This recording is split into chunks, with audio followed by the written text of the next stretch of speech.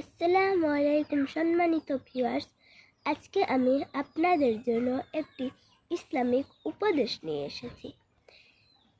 মানুষ ঘুমন্ত অবস্থায় আত্মা কোথায় যায়, কি করে বলতে পারবেন?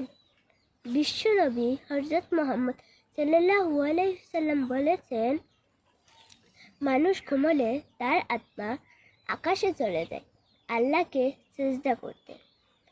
যে ব্যক্তি পবিত্র অবস্থায় ঘুমোয় তার আত্মা আকাশে আল্লাহর কাছে গিয়ে সিজদা করে, এবং যে ব্যক্তি অপবিত্র অবস্থায় ঘুমায় তার আত্মা আরশ থেকে দূরে গিয়ে সিজদা করে।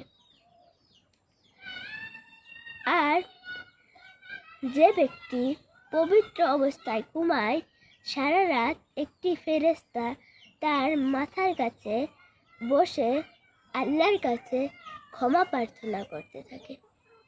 সুবহানাল্লাহ।